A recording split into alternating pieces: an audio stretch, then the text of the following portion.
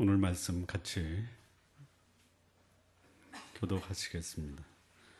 누가복음 6장 27절에서 36절까지의 말씀입니다. 누가복음 6장 27절에서 36절까지의 말씀 함께 교독하시겠습니다. 그러나 너희 듣는 자에게 내가 이르노니 너희 원수를 사랑하며 너희를 미워하는 자를 선대하며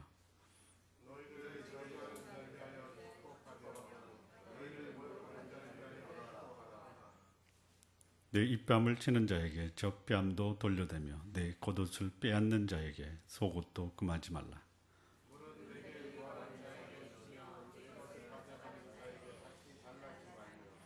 남에게 대접을 받고자 하는 대로 너희도 남을 대접하라.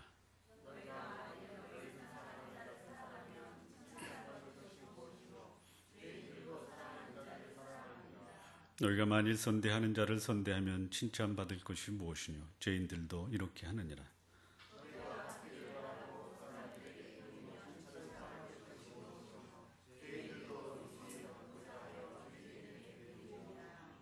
오직 너희는 원수를 사랑하고 선대하며 아무것도 바라지 말고 빌리라.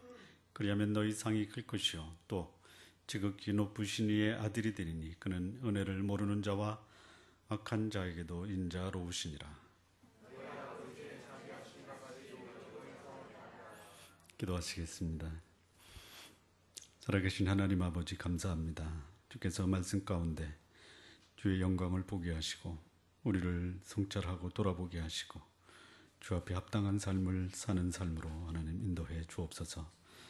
말씀 가운데 우리가 하나님을 만나며 그분의 음성 앞에 겸허하게 우리를 낮출 수 있도록 인도해 주옵소서. 감사하며 예수님의 이름으로 기도합니다. 아멘.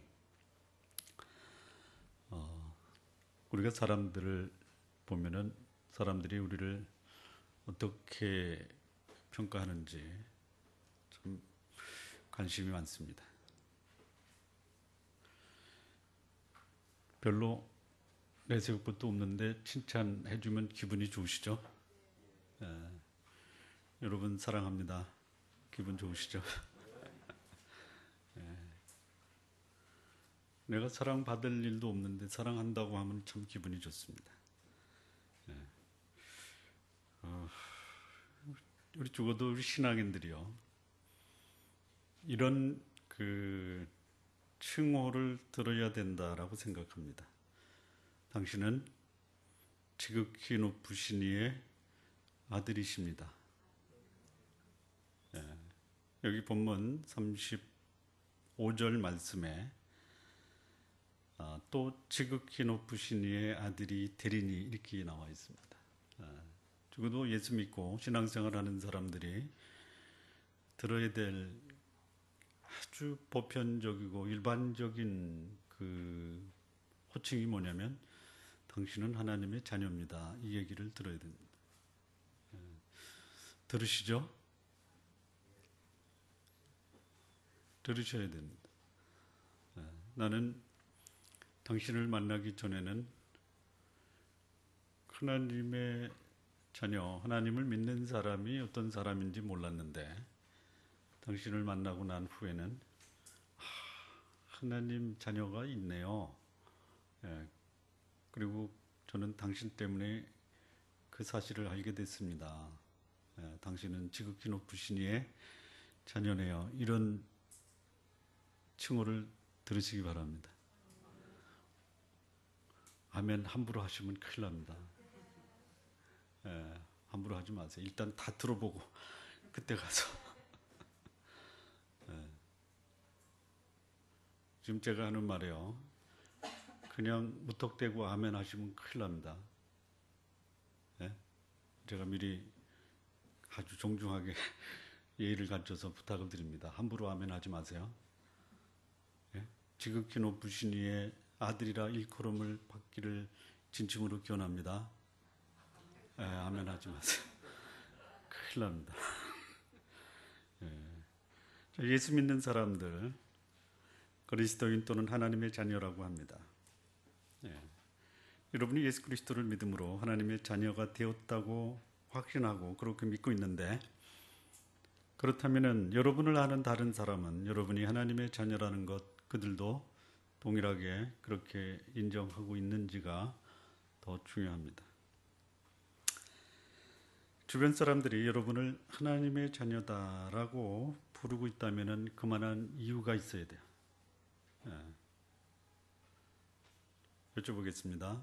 여러분 주변 사람들이 여러분을 참으로 당신은 하나님의 자녀요, 지극히 높으신 이의 자녀입니다 라고 들어보신 경험이 있으신가요?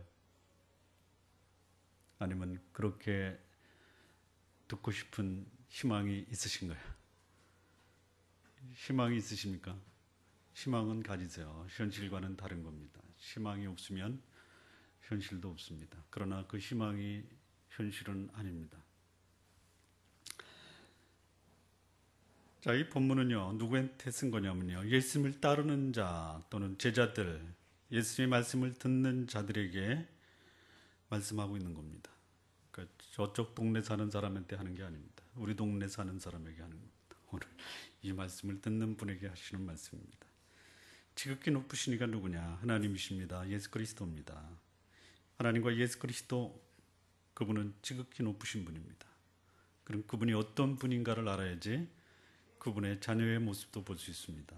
하나님, 그분은 그분의 형상대로 사랑과 공의로 세상을 다스리시는 분입니다.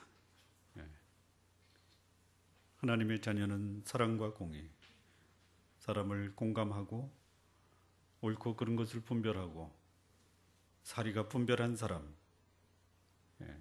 그리고 그분은 우리를 축복하시고, 그리고 우리가 그분의 말씀을 따름으로 교제하기를 원하시는 분입니다. 그렇다면 우리는 축복을 누리고 하나님 앞에 순종하는 삶으로 그분의 자녀인 것을 보여줘야 됩니다. 뿐만 아니고 불순종하고 하나님을 대적한 인간을 그분은 구원하신 분입니다. 그렇다면 우리도 우리를 대적하는 사람들, 그들을 위해서 우리를 희생할 수 있어야 됩니다. 역사를 주관하시고 통치하시는 분입니다. 그렇다면 우리가 우리에게 주어진 그 우리의 세상을 통치하고 주관하는 지도자의 삶을 살아야 됩니다. 그래야지 지극히 높으신 이의 아들이라 일컬음을 받습니다. 예수 그리스도, 그분은 인간과 교제하시라고 인간이 되셨습니다. 그분은 인간이 될 수 없는 분인데 인간이 되셨습니다. 그렇다면 우리도 우리가 상정할 수 없는 사람과 함께 그들과 동일한 모습으로 그들 속에 들어가야 됩니다. 인간이 갚아야 될 죄의 흉보를 대신 갚으셨습니다. 원수 갖고 싶은 그 사람의 원수 되는 그 상황을 내 것으로 대신 담당할 수 있어야 됩니다. 자, 자녀는 부모를 닮아야 한다고 합니다.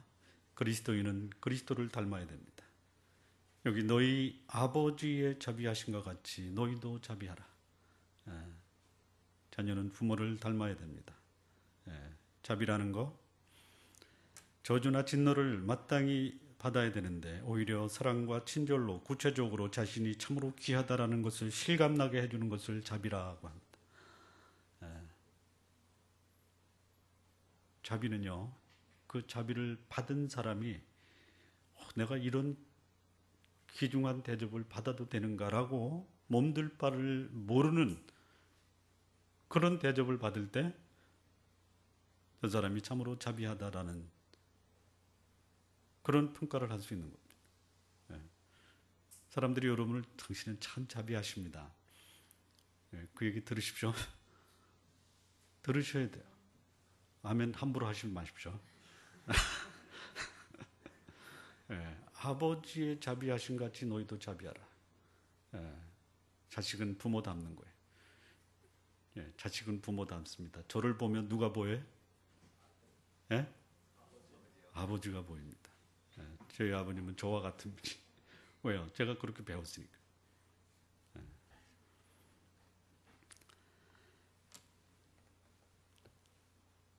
자, 이 하나님 닮으려고 하면요, 이 만만치가 않습니다. 그래도 만만치 않기 때문에 해볼 만한 가치가 있는 거예요. 여기 이 자비하다라는 말을 마태복음 5장 48절에는 하늘에 계신 너희 아버지의 온전하신 같이 너희도 온전하라 이렇게 말합니다. 온전하다, 이 말은요, 누가복음에서는 자비하라 이렇게 말씀합니다. 온전하다, 이거는 지속적으로 성숙한 삶을 추구하다라는 뜻입니다. 그러면 내가 성숙한, 그야말로 아이가 아닌 성인의 삶을 살기 위해서 내가 보여줘야 되는 삶의 모습이 뭐냐? 자비입니다. 자비. 다른 사람을 사랑하고 필요를 공급하고, 그리고 그 사랑을 공급받던 그 사람이 내가 이런 사랑을 받아야 되는가라고 그야말로 감격하고 감동하고, 그것 때문에 삶의 희망과 용기를 갖게 해주는 것을 자비라고 하는 것이죠. 자, 그럼 본문이 말하는 지극히 높으신 이의 아들이 되려면 어떻게 하는가? 이 제목이, 본문의 제목이 바로 그겁니다.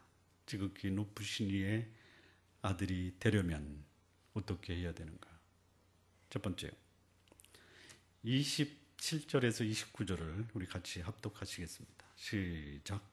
그러나 너희 듣는 자에게 내가 이르노니 너희 원수를 사랑하며 너희를 미워하는 자를 선대하며 너희를 저주하는 자를 위하여 축복하며 너희를 모욕하는 자를 위하여 기도하라.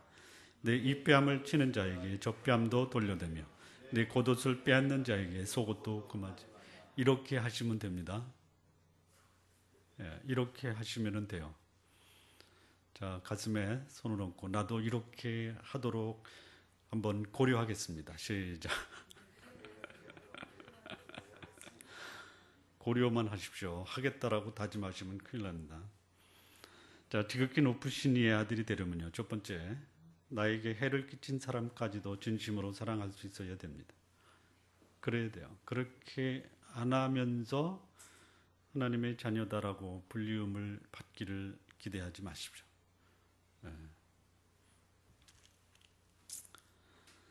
자, 이 삶의 현장에서 그럼 이 구체적이 뭐냐? 원수를 사랑하라. 이게 뭐냐? 원수를 사랑하라. 원수는 뭐냐면요. 나에게 해를 끼치는 사람. 구체적으로 뭐냐면 전쟁이 벌어지죠. 아군과 적군이 있죠. 거기서 이 적을 원수라고 하는 것이에요. 여러분, 전쟁터에서 적군을 보면, 원수를 보면 어떻게 해야 돼요? 죽여야 되는 거예요. 죽여야 되는 거예요. 여러분, 살인이 합법적으로 인정하는 그 상황이 있습니다. 어디죠? 전쟁입니다. 여기서 말하는 그게 원수입니다. 원수. 일상생활에서 나에게 해를 끼친 사람. 또 여기서 말하는 이 원수는 누구냐면요. 놀라지 마십시오. 이방 종교인, 그리고 박차고 나간 배교자들을 포함합니다. 이들을 어떻게 하라고요? 사랑하라라고 합니다. 사랑하다. 이 원수는 나를 공격하고 파괴하려는 존재들, 생각하면 분노를 일으키게 하는 자들, 그를 보면 악한 감정이 막 끌어올라 증오를 끌어오르게 하는 사람들이 원수입니다. 원수. 어쩌면 그럴 수가 있어. 이 원수를 어떻게 하라고요? 사랑하라라고 하는 것입니다. 이 사랑하다라는 것은 어떤 뜻이냐면요. 어떤 것으로 만족하다. 그러니까 어떤 것으로 만족하다라는 것이 사랑하라는 것이죠. 누구를 만족하라는 것이? 원수로 만족하다라는 것이. 그러니까 나한테 꼭 필요하고 그 필요를 채워주는 사람이 누구예요? 원수예요. 원수. 여러분, 누가 우리 사랑의 대상에 원수. 그러니까 원수를 사랑하십시오. 그 원수를 만나면요, 그냥 감사하십시오. 나는 전에는 당신을 진짜 끌어오는 그 분노와 감정으로 죽이고 싶었는데 내가 성경을 배우고 나서 당신을 다시 보게 됐어. 당신은 나를 만족시키는 나의 만족의 근원이래. 누가? 하나님이요. 하나님이. 제가 말하면 믿겠어요? 원수를 하나님이 내 삶을 만족시키는 만족의 근원이래. 그래야지 지극히 높으신 이의 아들이라고 부름을 받을 수 있는 것이죠. 또 여기 사랑하다라는 말은 뭐가 있냐면요. 경의를 표하다. 다른 어떤 것보다 그 사람을 높이 평가하다. 이게 사랑하다라는 것이죠. 그러니까 이 왼수 같은 사람 보면 어떻게 하라고요? 높이 평가하십시오. 당신은 나보다 한 수 위입니다. 그래야지 지극히 높으신 이의 아들이라 일컬음을 받는 것이죠. 하시겠습니까? 하시겠습니까? 하지 마세요. 이렇게 하지. 하나님 그렇게 하라라는 것이 당신의 말씀이지만 저는 아직 마음 준비가 안 됐습니다. 이렇게 하세요. 그리고 미워하시기 바랍니다.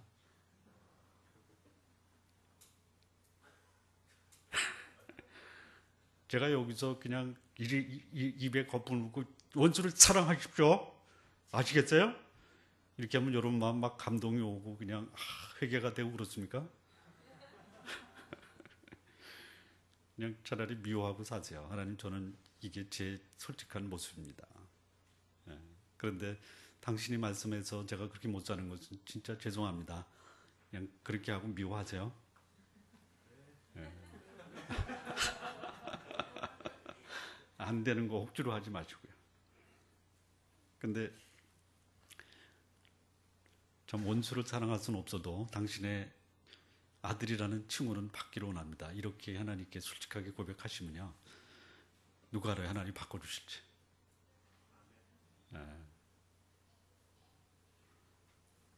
지극히 높으신 이 아들이라 불리움을 받으려면요. 원수를 사랑하셔야 돼요. 자, 두 번째요. 27절 보면요. 미워하는 자를 선대하라 합니다. 미워하는 자를 선대하라. 미워하다라는 것이 어떤 사람이냐면요. 옆에 두기 싫어 배척하고 싶은 사람, 이게 미워하는 자입니다. 옆에 있으면 불편해요. 네? 얼굴만 바라봐도 그냥 막 속이 뒤집혀.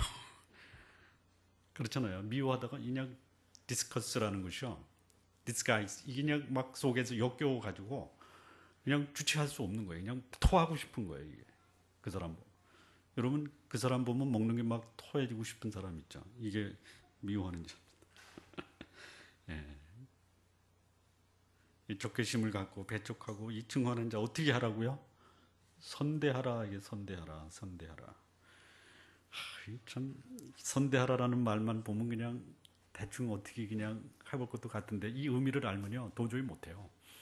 선대하다라는 말이 뭐냐면요 이겁니다. 도덕적 의미에서 흠이 없이 칭찬할 만한 것만 있다. 이게 선대하다.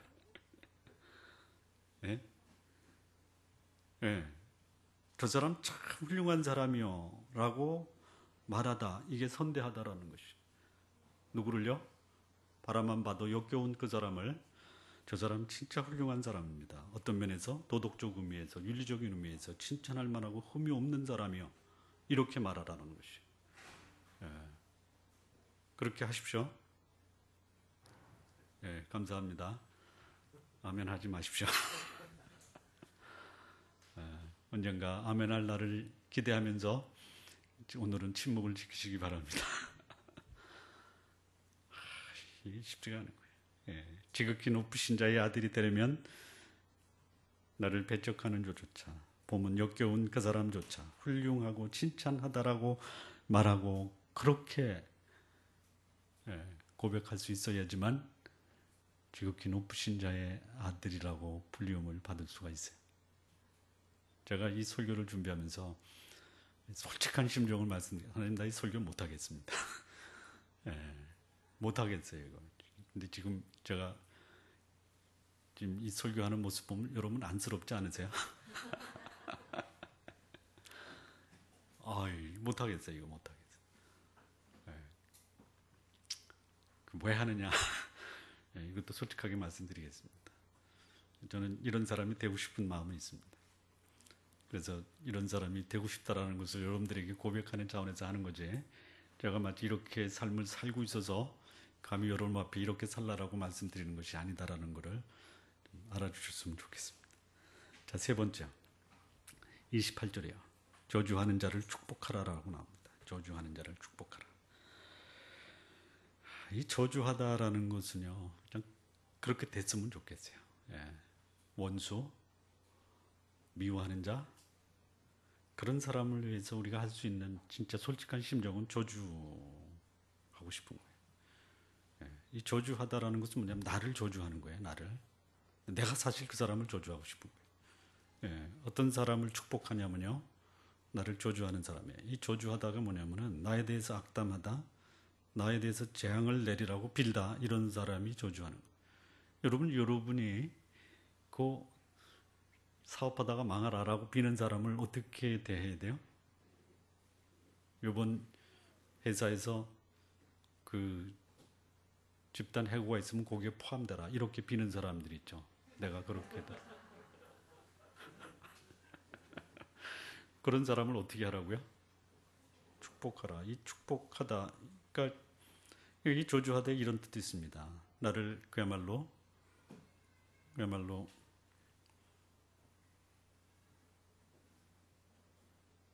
별 볼 일 없고 보잘것 없고 그야말로 그냥 시중에 있는 사람들이 말하는 게 뭐냐면은 고스톱판에 피만도 못하게 여기는 사람. 예. 이런 사람을 축복하라라고 합니다. 축복하라. 이 축복하다라는 말이요. 이게 너무 기가 막힌 말이에요. 기가 막힌. 이 축복하다라는 말이 구약에서 하나님이 태초에 인간을 지으시고 처음 하셨던 말씀이 이겁니다. 하나님이 그들에게 복을 주시며 라는 말이에요. 예. 그러니까 나에게 그 재앙이 내리도록 비는 그 사람에게 나는 이렇게 얘기해야 되는 거예요. 집안 잘 되고 사업 잘 되시기 바랍니다. 이렇게 얘기하는 거예요. 예. 그래야 되는 거예요. 예. 이게 축복하다요. 예. 유로게오라는 뜻이 그겁니다. 예. 그냥 그 사람 앞에서 무릎을 꿇고 찬양을 하면서 축복해 주는 것이. 예. 누구를? 내가 잘못되기를 비는 사람에게. 그러니까 뭐 공개적으로 난 하나님의 자녀입니다라고 얘기하지 마십시오. 예? 아니 숨기고 다니세요. 예, 숨기고 다니세요. 하지 마세요. 예. 만약에 자녀가 부모의 그 훌륭한 모습을 따라서 살지 못하고 그 부모의 자녀라는 것은 자랑하고 다니면서 부모를 욕먹일 바에는 차라리 얘기하지 말라. 예. 지극히 높으신 자의 자녀가 되려면요, 나에게 재앙을 빌고 나를 하찮게 여기고 고스톱판에 흑사리로 여기는 자들조차들 그들 앞에서 무릎 꿇고 그들을 칭찬할 수 있는 말을 할 수 있어야 돼. 자, 네 번째요. 모욕하는 자를 위해 기도하는 것입니다. 모욕하는 자를 위해서 기도하십시오. 모욕하다. 이 모욕하다가 뭐냐면요, 악의적으로 취급하다, 학대하다, 내가 베푼 선행을 오히려 중상모략하다. 이게 모욕하는 자입니다.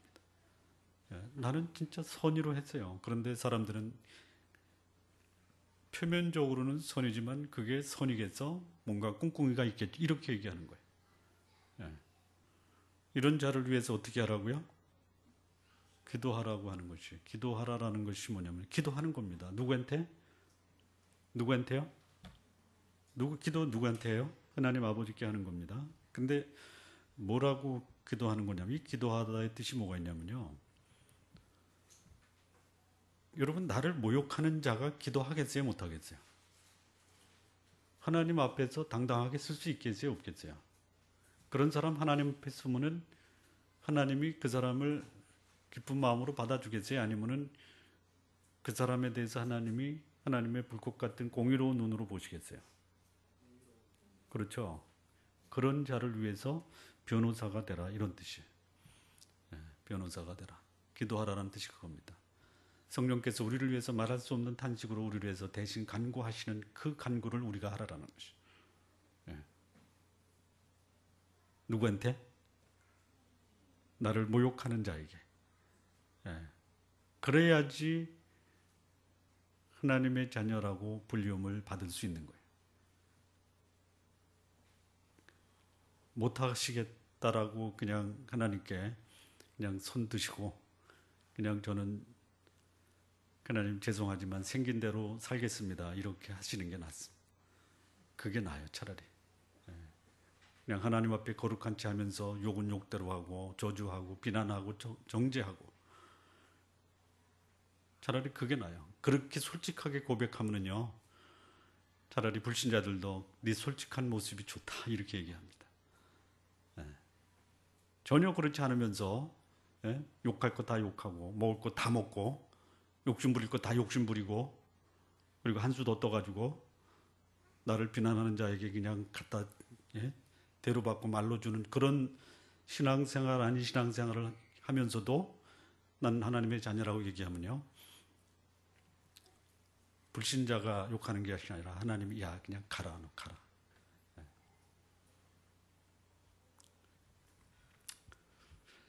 오늘 주일 아침 예배에 하나님께 드리기 위해서 오신 여러분들은 그런 말 듣지 마시기 바랍니다. 아멘 함부로 하지 마시고요. 예. 자, 다섯 번째, 이 뺨을 치는 자에게 저 뺨도 돌려대라. 예. 여기 이 뺨이 아닙니다. 턱입니다. 이 턱을 치다가 손바닥으로 건드리는 게 아닙니다. 주먹으로 치는 겁니다. 주먹으로 쳐서 어떻게 하냐면요, 정신없게 만들다라는 것이죠. 여러분 여기 어퍼컷을 하면 턱 맞으면 어떻게 돼요? 정신이 없어요. 이게 이 뺨을 치다거예요.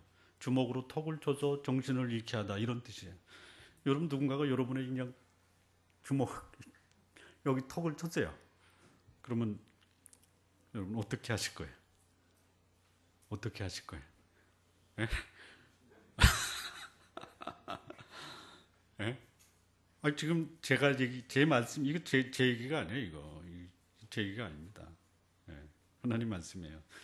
네 턱을 갖다 주먹으로 쳐서 정신을 잃게 하면은, 예? 돌려대라 이게. 이쪽을 치면은요, 그냥 한 대 더 맞으라 이거예요. 더 맞으라.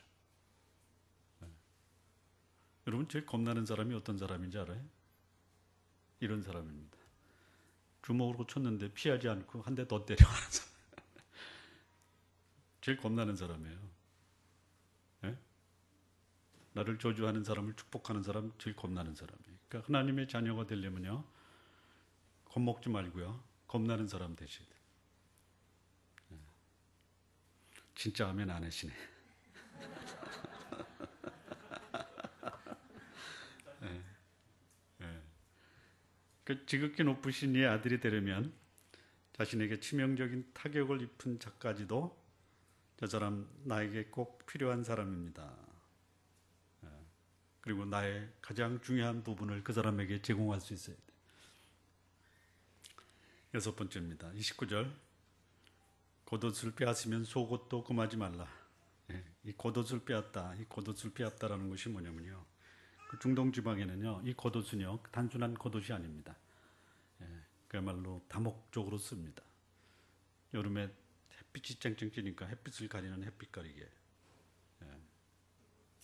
저녁 때는요, 기온이 떨어지기 때문에 자기를 보호해 주는 겁니다. 그래서 이 겉옷의 의미는 뭐가 있냐면요, 이 성벽이라는 뜻이 있습니다. 성벽. 성벽. 성벽이 뭐예요? 그 성 안에 사는 사람을 보호해 주는, 보호막을 해주는 겁니다. 그러니까 여기 겉옷이라는 것은 뭐냐면 그 사람에게 있어서 자기를 보호해 주는 성벽과 같은 거예요. 그거를 빼앗는 것이에요. 빼앗는 거예요. 강탈하는 것이에요. 강탈. 그러니까 성벽이 무너지면요, 그냥 죽는 겁니다. 근데 그것을 뺏었어요. 그러면 어떻게까지 하라고요? 어떻게 하라고요? 속옷도 금하지 말라. 속옷도 금하. 그러니까 이 말은요, 이겁니다. 빼앗기느니 차라리 있는 거 다 줘라 이거예요. 그래야지 지극히 높으신 이 아들이 된다라고 말씀하시는 거예요. 제가 아까도 말씀드렸다시피 이 설교 말씀을 준비하면서 제가 얼마나 뻔뻔스러운 줄을 알게 됐습니다. 차라리 강대상에 올라가서 설교나 하지 말지, 무슨 낯짝으로 설교까지 하니. 여러분 참 죄송합니다. 제가 감히 이런 설교를 여러분에게 한다라는 게 얼마나 송구스럽고 죄송한지 모르겠어요. 참 지극히 높으신 이의 아들이라 불리우는 이것이 참 제 마음을 아주 부담스럽게 합니다. 그래서 지극히 높으신 이의 아들이라 불리우지 않고 차라리 그냥 기분대로, 성질 나는 대로 사는 것이 차라리 편할 것 같아요. 그래서 함부로 지극히 높으신 자의 아들이 되겠다느니, 나 그분 닮아가겠다느니 이런 서원을 하지 마십시오. 하지 마십시오. 그러면 오히려 하나님이 참 너 솔직하다, 내가 도와줄게. 그리고 그분이 나서기 시작합니다. 그거 기대하십시오. 자, 이 큰 첫 번째가 뭐냐면은 지극히 높으신 이의 자녀가 되려면 어떻게 하라고요? 어떻게 하라고요? 나에게 해를 끼친 사람까지도 진심으로 사랑할 수 있어야 됩니다. 이 큰 첫 번째입니다. 큰 두 번째입니다. 큰 두 번째는 뭐냐면요. 30절입니다. 무릇 내게 구하는 자에게 주며 내 것을 가져가는 자에게 다시 달라지 말며. 이 말은 뭐냐면 이겁니다. 요구하면 들어주고 되돌려 달라고 요구하지 말아야 됩니다. 자, 여기 요구하다라는 것이 뭐냐면요. 구하다. 내게 구하는 자 이렇게 됐죠. 구하다라는 것이 뭐냐면요. 나한테 꿔준 적도 없어요. 내가 갚아야 될 이유도 없어요. 그런데 이런 사람들이 있어요. 나한테 주지도 않고 맡기지도 않았는데 마치 자기가 큰 것을 맡긴 것처럼 나를 빚쟁이처럼, 빚쟁이가 채무자에게 그 자기가 꿔준 것을 달래듯 요구하는 거예요. 이런 사람들이 있어요. 있어요. 그런 자에게 주라 이거예요. 주라. 그러니까 겸손한 마음으로 달래도 이게 겸손한 자세로 달라면 다 주시겠어요? 그런데 겸손한 자세로 요구해도 그 마음이 가장해서 고려는 해도 주진 않는데 마치 맡긴 거 달라고 그냥 채권자가 빚쟁이 독촉하듯이 요구하는 거예요.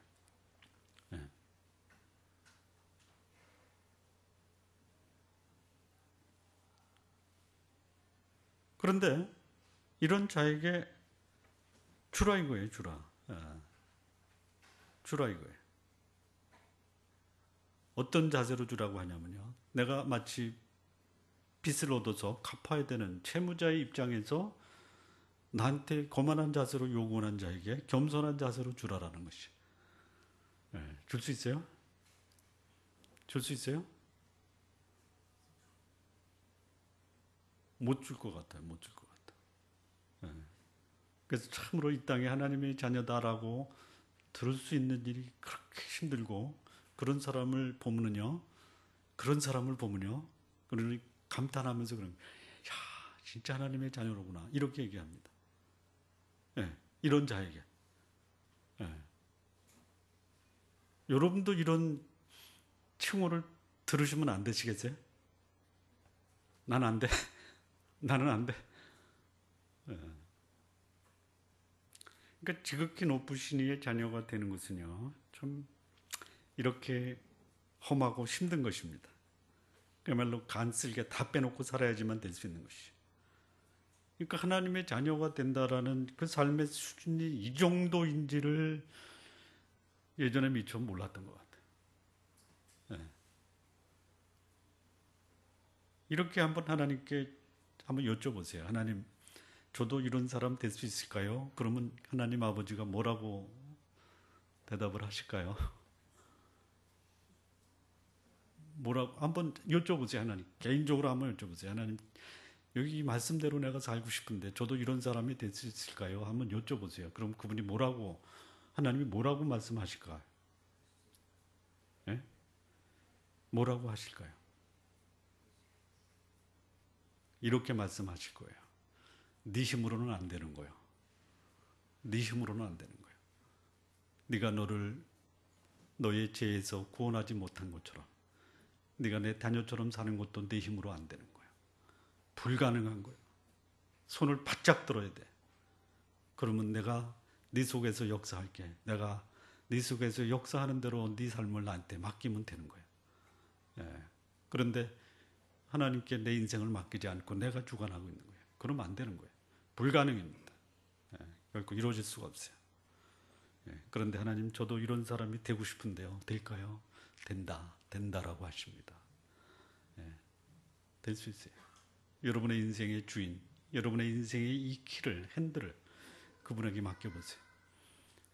그리고 기도하세요. 하나님, 저도 이 수준이 아닌 당신의 수준까지 이룰 수 있도록 해주세요. 그러면 그분이 아주 자상하게 하십니다.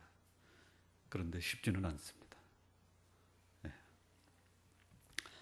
자, 세 번째입니다. 큰 세 번째, 31절. 남에게 대접을 받고자 하는 대로 너희도 남을 대접하라. 예. 지극히 높으신 이의 아들이라 일컬음을 받으려면요, 대접을 받는 것보다 대접하는 삶을 살아야 됩니다. 여기 대접이라는 것은 무슨 뜻이냐면요, 그 헬라어에 델로라는 단어로 쓰습니다. 델로. 이 델로라는 단어가 뭐냐면 이겁니다. 소원을 창조하다, 소원을 이루다.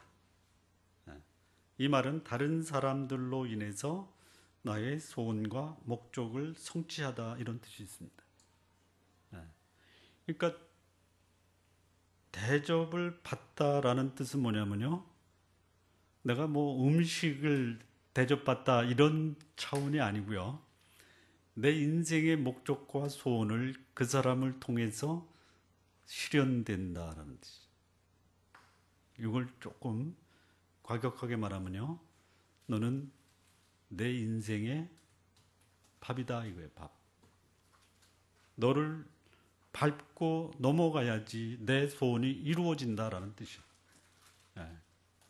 그러니까 너는 내가 철저하게 이용한 다음에 버릴 것이다 라는 뜻이에요. 이게 대접하다.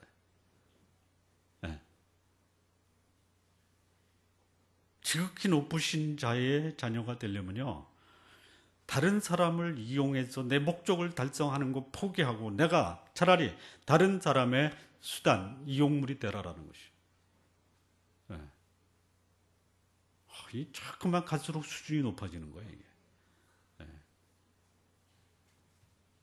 그냥 저는 이게 그냥 얻어먹지 말고 대접해, 이렇게만 생각했어요. 그것도 대단한 거 아닙니까? 그런데 그게 아니에요. 내가 다른 사람의 이용물, 도구가 되라 이거예요. 도구가 되라. 그것도 기쁜 마음으로. 다른 사람이 나를 자기 소원과 목적을 달성하기 위해서 필요하다면 기꺼이 나를 그 사람에게 나를 제공하라. 그러니까 하나님의 자녀가 된다라는 거, 다른 사람의 도구로 내 삶을 내어주는 삶. 오늘 여러분 예배 잘못 참석하셨습니다. 그냥 부담만 팍팍 안고 들어가실 텐데요. 그래도 어떻게 해요? 이 말씀하는 대로 저는 전할 수밖에 없는 부담을 갖고 전합니다. 자, 네 번째요. 32절부터 35절입니다. 너희가 만일 너희를 사랑하는 자를 사랑하면 칭찬받을 것이 무엇이뇨? 죄인들도 사랑하는 자를 사랑하느니라. 너희가 만일 선대하는 자를 선대하면 칭찬받을 것이 무엇이뇨? 죄인들도 이렇게 하느니라. 너희가 받기를 바라고 사람들에게 빌리면 칭찬받을 것이 무엇이뇨? 죄인들도 의수히 받고자 하여 죄인들에게 빌리느니라. 오직 너희는 원수를 사랑하고 선대하며 아무것도 바라지 말고 빌리라. 그리하면 너희 상이 클 것이요 또 지극히 높으신 이의 아들이 되리니 그는 은혜를 모르는 자와 악한 자에게도 인자로우시니라. 이 말이 무슨 말이에요? 이 말은 요거를 종합해서 얘기하면 이겁니다. 남들이 하는 대로 하는 것보다 한 차원 높여서 다른 사람을 사랑하라, 이런 뜻입니다. 네가 나를 사랑하면 나도 너 사랑하고, 네가 나 미워하면 나도 미워하고. 이거는요, 죄인들도 그렇게 하는 것이에요. 죄인들도 그렇게 합니다. 그 정도 가지고는 지극히 높으신 이의 자녀라고 일컬음을 받을 수가 없습니다. 사랑하는 자를 사랑하면 무슨 칭찬을 받느냐? 죄인들도 그렇게 하는데. 너희를 선대하는 자를 선대하면 그 칭찬받을 게 뭐냐? 죄인들도 그렇게 하는데. 너희가 받기를 바라고 사람들에게 빌려주다라는 것입니다. 그럼 무슨 칭찬이 있냐 이거죠. 죄인들도 빌려주고 또 똑같이 받는데. 그렇게 하지 말고 원수를 사랑하라. 선대하라. 전혀 수준 다른 한 차원 높은 사랑을 하라라는 것이에요. 이게 조건적으로 사람을 대하지 말고 조건에 사람을 맞추지 마시고 그 사람에게 초점을 맞추라는 것이죠. 그 사람이 소중하기 때문에 그 사람을 소중하게 여기라. 돌려받을 것을 기대하지 말고. 여기 의수로라는 것이 그겁니다. 의수로가 뭐냐면은 내가 이만큼 줬으니까 그거 반드시 받겠다라는 것이에요. 받겠다, 더 충분히 의수로. 영어로 얘기하면 in full이라는 뜻이에요. 그냥 내가 대로 주고 말로 받겠다라는 것이 의수로라는 것이에요. 주고 받을 것이 없으면 전혀 거들떠보지도 않는 것이에요. 그렇게 하지 말라라는 것이에요. 신앙생활은 기브앤테이크가 아닙니다. 그냥 일방적으로 주는 것이에요. 대가를 바라지 말고 주는 것. 이자 기대하지 말고 꾸어주는 삶을 버려야 되는 것이에요. 그러니까 이 거룩한 삶은요, 이 세상 사람과 좀 다른 면이 있어야 됩니다. 이 상고래식으로 사람을 대하지 말라라는 것이에요. 하나님의 자녀라면요, 이렇게 하십시오. 달라고 하면 주시고요. 그리고 잊어버리세요. 잊어버리세요. 그 주고 나서 받을 생각하면요, 안 줄 때도 속상합니다.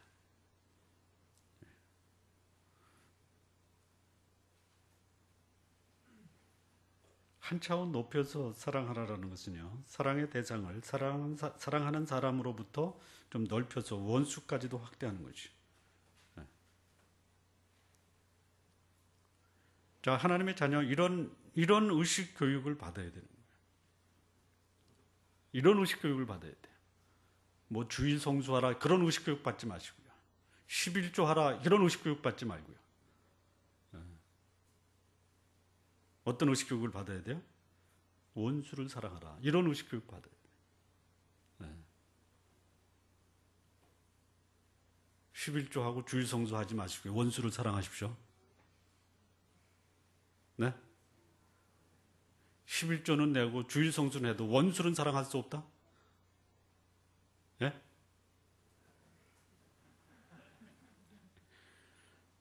차라리 11조도 하지 말고 주일 성수도 하지 말고요. 원수를 사랑하십시오. 원수. 훈련하셔야 돼요. 감정의 수능이 아닙니다. 의지의 훈련입니다. 훈련이면 돼요. 여러분 의학적으로 부교감 신경이라고 들어보셨어요? 부교감 신경의 활성화라고 들어보셨습니까? 여러분 만약에 부교감 신경은 내 마음대로 안 되고요. 이건 활성화 시켜줘야 됩니다. 네? 자연적으로 몸에서 그 부교감 신경이 활발하게 그 기능을 작동하도록 환경을 만들어주는 것이 활성화예요. 다시 말하면 토양을 가꿔주는 것을 활성화라고 합니다. 그래서 이 부교감 신경은 내가 마음대로 할 수가 없죠. 의사 선생님. 그렇죠. 이거 교감 신경이라고 합니다. 이거 굽혀라. 그러면 굽혀지죠.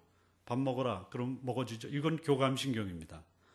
그런데요, 부교감 신경, 내가 통제할 수 없는 신경을 부교감 신경이라고 해요. 만약에 부교감 신경을 여러분 의지로 조정한다면요, 여기 20세 전에 세상에 살 사람이 하나도 없어요. 여러분 20세 전에 살고 싶지 않은 생각을 한두 번 하시죠. 한두 번 하시죠. 그 순간 살고 싶지 않다. 심장아 좀 멈춰라. 그러면 심장이 멈추면 어떻게 돼요? 얼마나 다행인지 몰라요.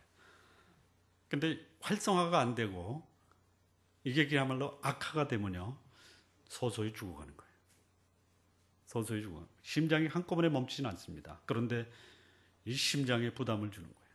걱정, 근심, 불안, 염려로 이 심장에 부담을 주면요, 이 심장 작동이 제대로 안 돼요. 그래서 이게 점점 기능이 약화되는 거예요. 그리고 허물어져 가는 거예요. 활성화돼야 됩니다. 이 연습 삼아서 사랑을 훈련해야 돼요. 연습 삼아서 하는 거예요. 연습은 할 수 있잖아요. 사랑은 못해도 사랑을 연습할 수는 있잖아요. 제가 들은 얘기 하나만 소개하겠습니다. 항수관 박사님 강연에서 들은 건데요. 얼마나 감동되는지 몰라요. 이 항수관 박사님 사무실이 남대문 시장 연세 빌딩에 그 항수관 클리닉을 운영하고 있습니다. 고객들이 너무 많아서 예약하지 않은 손님은 올 수가 없어요. 근데 어느 날 남대문 시장에 생선 가게 하는 아주머니가 텔레비에서 황수관 박사를 받고 사무실이 바로 자기 생선 가게 옆에 있다라는 사실을 알았어요. 그래서 황수관 박사를 만나면 내 문제가 해결되겠다. 그래서 오후에 물건 팔다가 고객들하고 한바탕 싸우고 그 황수관 박사 사무실을 찾아갑니다. 데스크에서 아가씨가 예약하셨나요? 아니요. 예약 안 되면은 예약하시고 나중에 오십시오. 이 아주머니 이렇게 얘기합니다. 나 오늘 황수관 박사 만나지 않으면 내 인생 오늘로 끝날지 모르니까 나 오늘 꼭 만나고 가야 되겠다고. 그래서 그냥 들어갑니다. 들어갔더니 황수관 박사가 몇 시에 예약하셨나요? 예약 안 했는데요. 그러면 예약하고 다시 오시죠. 그랬더니 이 아주머니 이렇게 얘기합니다. 오늘 제가 한 박사님 만나지 않으면 제 인생 오늘 끝날 수 있는데 꼭 만나 주셔야 되겠습니다. 황수관 박사가 기겁을 해가지고 무슨 일이세요? 그랬더니 자기 집안 얘기를 하는 거예요. 남편은 중풍으로 집안에 누워 있고, 자식들은 가출에 또 학교 결석에 또 아이들하고 쌈박질해서 그냥 일주일이 멀다 않고 학교에서 이 아주머니를 불러대는 거예요. 생선 가게를 하다 보니까 여러분 남편이 중풍에 누워있죠. 자식들 속색이죠. 얼굴에 뭐라고 써 있을까요? 예? 죽상이라고 써. 죽상. 예? 죽은 인상. 그러니 고객들이 생선은 좋은데 아주머니 얼굴에 죽음이라는 글자가 써 있으니까 생선을 들었다 놨다 보다가 아주머니 얼굴 보고 그냥 가는 거예요. 그러면 가문은 뒤에다 대놓고 저주하는 거예요. 저주하는 거예요. 빌어먹을 예했네. 생선 들었다 놨다. 그냥 가면 어떻게 해? 그럼 그 말을 들은 그 고객이 와서 또 쌈박질하는 거야. 나한테 지금 뭐라 그랬어? 네 얼굴 보고 안 산다. 그 얼굴이 그게 얼굴이냐? 그냥 이 사는 게 사는 거야. 그 얘기를 하는 거예요. 황수환 박사한테. 그러니까 황수환 박사가 이거 꼭 들어줘야 돼. 이렇게 얘기합니다. 아주머니는 부교감 신경이 활성화가 안 됐네요. 네? 그게 뭔지 모르잖아요. 아주머니도 행복한 인생 살기를 원하십니까? 그 말을 듣는 순간 이 아주머니가 눈이 번쩍 뜨는 거예요. 제가 원하는 게 그거고요. 그래서 황 박사님 찾아온 겁니다. 그럼 아주머니 제가 시킨 대로 꼭 하셔야 됩니다. 그래야지 부교감 신경이 활성화되는 거니까요. 어떻게 하면 좋겠습니까? 첫 번째, 생선 팔다가 안 팔린 거 오늘 가져가서 맛있게 요리해서 따뜻한 밥하고 정성껏 마련한 음식을 가지고 남편에게 저녁 식사를 대접하십시오. 그랬더니 이 아주머니가 지금 장난치십니까? 왼수 같은 영감탱이 때 내가 그런 대접을 하라고요? 알러니 죽죠. 이렇게 얘기하는 거예요. 그랬더니 아주머니 부교감 신경이 활성화되려면 연습 차원에서 하라고. 연습. 연습할 수 있냐고. 연습하라고. 그러니까 황 박사님이 얘기하니까 알겠다고. 내가 연습 삼아서 하지 그거를 내 마음으로 하라고 얘기하면 난 못한다고. 일단 연습하라고. 두 번째, 분명히 오늘 아이들이 저녁 늦게 12시 넘어서 들어올 텐데 남편한테 하듯이 그 생선 잘 요리하고 따뜻한 밥 지어서 딱 아랫목에 내려놓고 아이들이 오면 오늘 학교에서 공부 안 하냐고 수고 많았지. 학교는 안 갔지만 그렇게 얘기하라. 부교감 신경이 활성화되려면 그렇게 연습해야 된다. 세 번째, 내일 가게 가서 고객이 물건 들었다 놨다 사지 않고 가면은 뒤에다 대놓고 욕하지 말고 복 받으라고, 복을 빌어주라고. 그리고 한 달 후에 다시 오라고. 그리고 보냈어요. 이 아주머니가 이제 부교감 신경이 활성화돼야 한다니까 연습 삼아서 하는 거예요. 그래서 그날 남은 생선 가지고 집에 가서 반찬 만들고 요리하고 따뜻하게 밥을 줘서 남편한테 대접을 한 거예요. 남편이 그냥 놀래는 거지, 놀래는. 아무 소리 안 하고 여보 오늘 고생 많았지. 내가 당신을 위해서 너무 소홀했는데 오늘 따뜻하게 먹으라고. 그렇게 한 번도 들어본 적이 없어요. 그리고 밤늦게 아이들이 들어옵니다. 똑같이 한 거예요. 뭐 하기 위해서? 부교감 신경 활성화를 위해서 연습하는 거예요. 그 다음날 가게 갔습니다. 역시 들었다 놨다 하는 그 고객한테 안 사고 돌아갈 때 아주머니 복 많이 받으세요. 그랬더니 그 말을 듣고 그냥 갈 수가 없잖아요. 그 다음 날도 합니다. 그 다음 날도 합니다. 닷새 되는 날에 닷새 되는 날. 저녁 때 집에 들어갔는데 보통 자기 집이 깜깜하게 그냥 뭐 사람 살지 않는 집처럼 유령의 집처럼 돼 있는데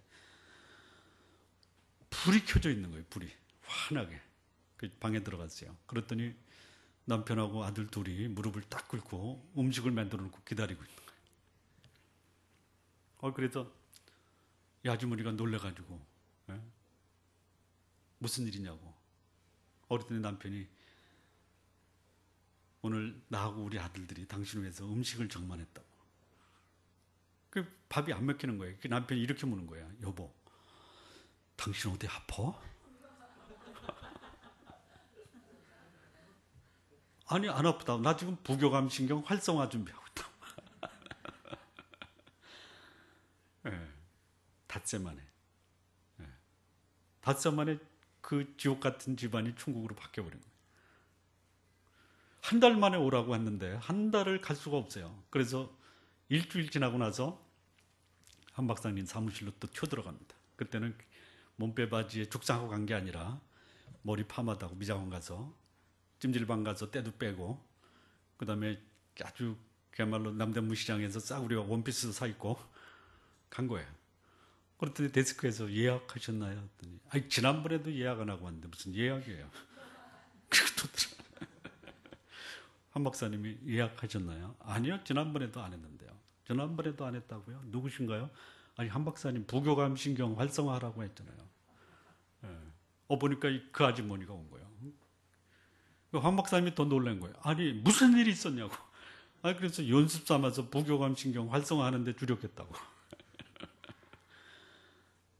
여러분 원수를 사랑하는 건 쉽지 않습니다. 부교감 신경 활성화를 위해서 한번 해보세요. 인생이 달라집니다. 인생이 달라지는 거예요. 이것을 위해서 하나님 우리에게 모본을 보여주신 거예요. 너희 아버지의 자비하신 같이 너희도 자비하라. 은혜를 모르는 자 악한 자에게도 자비하신 인자하신 하나님이십니다. 하나님은 사랑의 또 자비의 대상을 은혜를 모르고 대적하는 자까지 그분의 자비하심을 확대하셨습니다. 구체적으로 사랑을 표현하셔서 그 자비를 경험한 사람이 나도 이 자비 때문에 온전해질 수 있구나. 우리에게 모본을 보여주셨어요. 자, 결론입니다. 하나님의 자녀라는 말을 들으시기 바랍니다. 이제 아멘 하셔도 돼요. 그냥 부교감 신경 활성화를 위해서 아멘 하십시오. 나를 해치는 사람들조차도 진심으로 사랑하십시오. 건방지게 요구하는 사람의 요구 겸손한 마음으로 들어주고 대가를 요구하지 마십시오. 다른 사람을 이용하여 자신의 목적을 달성하지 말고 오히려 다른 사람에게 이용당하는 삶을 사십시오. 다른 사람이 기대하는 것보다 한 차원 높여서 사랑하십시오. 이것이 자비의 삶이고 이것이 하나님의 자녀의 삶이고 이것이 하나님의 온전하심 같이 나도 온전하다라는 말을 들을 수 있는 길입니다. 하나님의 자녀, 지극히 높으신 자의 자녀라는 칭함을 받는 하나님의 귀한 자녀들이 되시기를 진심으로 바랍니다. 기도하시겠습니다. 이 시간 우리 같이 한번 한 목소리로 기도하셨으면 좋겠습니다. 하나님의 자녀가 되는 삶 쉽지 않은데 하나님 아버지 그렇게 되기를 원합니다. 하나님 저의 부족한 것 들어주시고 도와주시고 또 하나님 그렇게 해주십시오. 우리 이 시간 한 목소리로 같이 기도하시겠습니다. 하나님 아버지 감사합니다. 주께서 우리에게 주의 자녀가 되는 삶의 모습을 보여주셨는데 하나님 아버지 저희 부족함에도 불구하고 이렇게 말씀하시는 하나님의 그 자비하심을 하나님 우리로 알게 하시고 우리를 위해서 우리가 참으로 어렵고 불가능한 것처럼 보이지만 그것이 우리에게 유익하고 또 득이 되고 또 우리를 풍요롭게 하는 삶이기에 하나님이 우리에게 이렇게 요구하시는 것 하나님의 마음을 알고 또 그렇게 할 수 있도록 하나님 인도해 주옵소서. 하나님 아버지 감사합니다. 우리가 이렇게 사는 것이 쉽지 않습니다. 어렵습니다. 때로는 불가능합니다. 그러나 주의 자비하심 때문에 우리도 할 수 있습니다. 주님 도와주옵소서. 예수님의 이름으로 기도합니다. 아멘.